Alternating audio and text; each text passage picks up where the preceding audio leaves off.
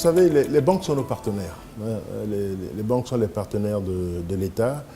Nous ne pouvons pas aller les contraindre puisque ce sont des structures, je dirais, privées. L'État peut les accompagner, du moins les inciter à travers des mesures qui pourraient leur permettre d'être un peu plus, je dirais, plus souples vis-à-vis des opérateurs économiques. Par exemple, en s'entendant par exemple sur la fiscalité.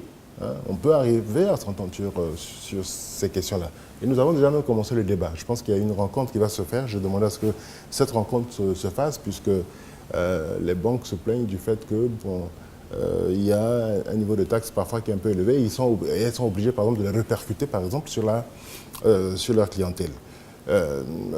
Deuxièmement, c'est l'environnement sécuritaire dont ils se plaignent, parce qu'ils estiment qu'effectivement, la sécurité relève de l'État. Et dans des zones qui sont insécurisées, elles estiment qu'elles ne peuvent peut-être pas être présentes pour pouvoir justement permettre à leurs clients justement de bénéficier des crédits qu'ils sollicitent. Et puis, l'autre aspect de la sécurité, c'est justement quel type d'investissement que vous comptez mener. Où comptez-vous mener ces investissements-là? Si c'est dans encore une zone qui est sujette à l'insécurité, eh bien, elles sont frileuses. Alors là aussi, l'État est en train de travailler là-dessus, puisque vous avez dû remarquer qu'effectivement, il y a un redéploiement progressif de l'État dans les zones qui étaient occupées. On a pris par exemple Bombari comme ville pilote aujourd'hui, où nous sommes en train de ramener toutes les structures de l'État. Et d'ailleurs, je crois que une banque ira notamment ouvrir une agence au niveau de Bombari. Mais nous nous rencontrons souvent avec ces banques. Je vous ai parlé du cadre du Conseil national de crédit, où nous essayons de leur dire, écoutez, veuillez les accompagner. Les risques, pour eux, ils estiment parfois que ces risques aussi sont trop élevés. Ils demandent parfois aussi beaucoup de garanties. Et comment nous pouvons les accompagner? Justement, on a parlé du fonds de garantie tout à l'heure. Il faut que l'État va soutenir la création de ce fonds de garantie. J'ai fait une proposition concernant, par exemple, les sociétés de cautionnement mutuel. C'est un bel exemple qui a fonctionné dans un pays comme le Maroc, pays dans lequel j'ai vécu, où j'ai fait mes études de banque, où ces sociétés de cautionnement mutuel ont bénéficié vraiment de beaucoup d'accompagnement des banques, par exemple, au Maroc. Donc, on peut justement arriver à faire en sorte que ces idées-là puissent combler ce déficit en termes de financement de projets de la part des banques. Mais je crois qu'avec la pédagogie, avec tout ce qui est en train d'être fait, nous pouvons arriver à les pousser justement à accompagner. Parce que le fait aussi d'avoir en sa possession une surliquidité pose aussi des problèmes aux banques. Parce que être surliquide, c'est aussi un coût. Il y a aussi un coût pour les banques. Donc je crois que quelque part, la discussion va se poursuivre dans le cadre dans lequel nous nous rencontrons assez souvent avec autant les opérateurs économiques, les banques, la microfinance, la banque centrale, le gouverneur de la banque centrale. Je crois que dans ce cadre-là, nous pourrons valablement trouver une bonne solution pour nos opérateurs économiques.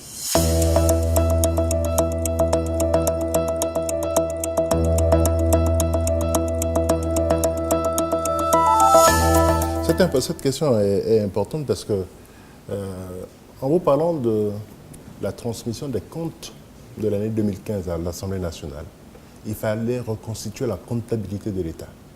Depuis les indépendances, il n'y a eu aucune comptabilité. Et il fallait justement partir de quelque part, ouvrir la balance des comptes pour pouvoir justement collecter les données, collecter les informations pour établir ce qu'on appelle les états financiers et permettre justement à la Cour des comptes de travailler dessus.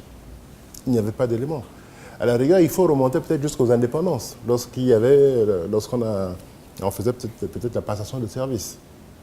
Mais jusque-là, depuis les indépendances jusqu'à ce jour, il me semble qu'il y a eu peut-être deux tentatives de présentation des comptes de l'État au niveau de la Cour des comptes. Mais je vous avoue que depuis les indépendances, il n'y a pas eu de compte de l'État. Et donc, on était obligé, après débat, après échange avec nos partenaires techniques et financiers, de dire, écoutez, puisqu'on n'arrive pas à reconstituer, parce que l'obligation de la reddition des comptes passe par la présentation des comptes de l'État. Donc, puisque cela n'était pas disponible, donc on est passé sur, on a pris la décision de dire, écoutez, bon, commençons par 2015. Et c'est ce qui a été fait, et nous avons eu à transmettre. Et je vous le dis aussi que la loi fondamentale demande à ce que, avant que vous ne puissiez examiner la prochaine loi des finances, il vous faut présenter la loi de règlement de l'exécution budgétaire de l'année précédente. Alors, on se dit, bon, écoutez, il faudrait bien démarrer quelque part. Donc, commençons par 2015 avec l'appui, justement, de nos partenaires. Et puis, la Banque mondiale nous a accompagnés. Aujourd'hui, nous avons un agent comptable du Trésor qui est payé par la Banque mondiale et qui nous a aidés à reconstituer les comptes de 2015. Et il a pu reconstituer, je pense, un certain nombre d'états financiers, hein, des exercices précédents. Mais on a retenu 2015 qu'on a eu à transmettre. Aujourd'hui, on est en train de faire 2016, que nous allons présenter aussi bientôt au niveau de l'Assemblée nationale. Alors, vous me posez maintenant la question sur les performances en matière de recettes. Effectivement, 59 milliards, 54, 59 milliards, je crois, si je ne me trompe pas, c'était les recettes que nous enregistrons en 2015. Mais j'ai voulu vous faire une comparaison entre 2015 et 2017, où nous nous retrouvons pratiquement aujourd'hui à près de 84-89 milliards, je crois, si c'est bien ce chiffre. Donc, il y a eu un bon, c'est que ces réformes que nous avons menées ont porté. C'était le parallèle que je voudrais vous présenter pour vous dire qu'effectivement, voilà, tout ce qui a été fait en termes de réformes et que ces réformes doivent se poursuivre pour justement nous permettre d'aller de l'avant. Alors, figurez-vous que le taux de pression fiscale chez nous n'est que de 8%. 8% par rapport au produit intérieur brut. La norme dans les autres pays, c'est 15%. Si vous allez jusqu'en Afrique de l'Ouest, c'est 15%. Mais l'effort qu'il faut apprécier chez nous, c'est qu'aujourd'hui, nous ne collectons pas les taxes ou les impôts ou l'impôt de l'État sur toute l'étendue du territoire. Ce n'est qu'une portion. Voyez-vous? Donc, il y a vraiment déjà au niveau de l'État un effort considérable qui a été fait pour atteindre ce niveau, puisque je pense qu'avec les réformes qui sont en train d'être faites, avec les efforts que fait le gouvernement en matière de sécurité, eh bien, nous pourrons justement atteindre un peu la moyenne qui se situe autour de 15% dans les autres pays.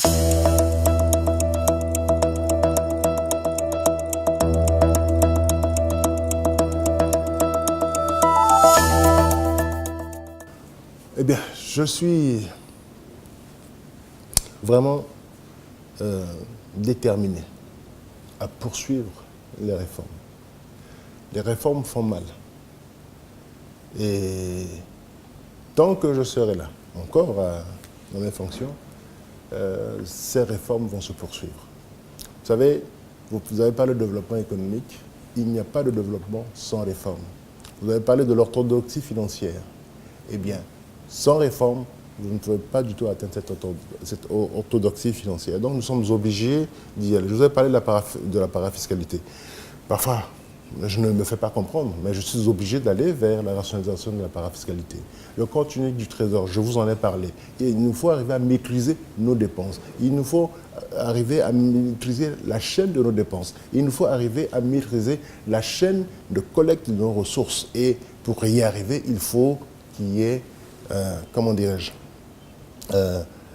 une bonne gestion qui se fasse à travers le compte unique du Trésor. Je pense que, en ayant au moins cette détermination, eh bien, je suis convaincu que le développement économique que prône le chef de l'État, nous pourrons l'atteindre à travers justement ces réformes que nous sommes en train de mettre en place et qui forcément seront salvatrices pour notre pays.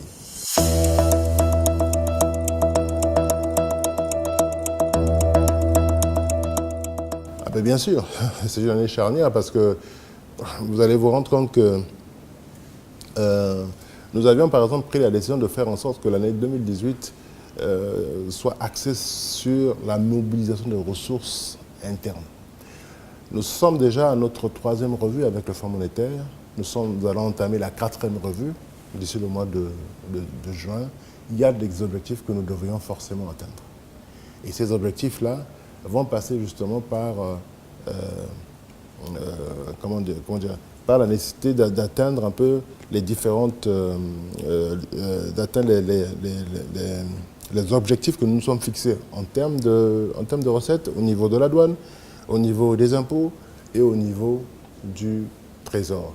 L'aide budgétaire, l'accompagnement de la communauté internationale n'est pas définitive, du moins, elle ne sera pas toujours présente. Donc il va falloir qu'on fasse des efforts sur nous-mêmes. Il va falloir prouver aux gens notre capacité à aller au-delà de ce que nous avons arrêté, par exemple, avec la communauté internationale. Et je pense que 2018, pour nous, est une année qui sera pour nous décisive dans le cadre justement des réformes que nous sommes en train de mettre en place.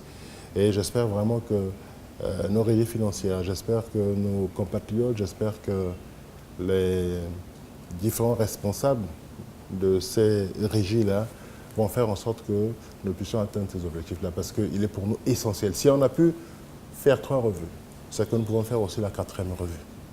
Et donc je pense que l'année 2018 sera une année décisive pour nous, puisqu'on a mis l'accent sur la mobilisation des ressources intérieures, la nécessité pour nous de respecter un certain nombre de repères, la mise en œuvre de la nouvelle loi des finances, parce qu'il faut justement la mettre en œuvre, le respect du calendrier, par exemple, budgétaire, puisqu'effectivement, nous avions pu, entre autres réformes, dont je n'ai pas parlé ici, nous avons pu respecter le calendrier, pour la première fois d'ailleurs, le calendrier budgétaire, en faisant voter la loi des finances 2018 au 30 novembre 2017. Donc voyez-vous, c'est autant d'efforts que nous avons pu mener, et nous pensons que nous respecterons aussi ce calendrier par le dépôt justement de la loi de règlement concernant l'année 2016 devant l'Assemblée nationale. Donc voilà ce que je pouvais vous dire sur 2018, en espérant qu'effectivement nous puissions atteindre tous ces objectifs qui faciliteront la vie de nos populations.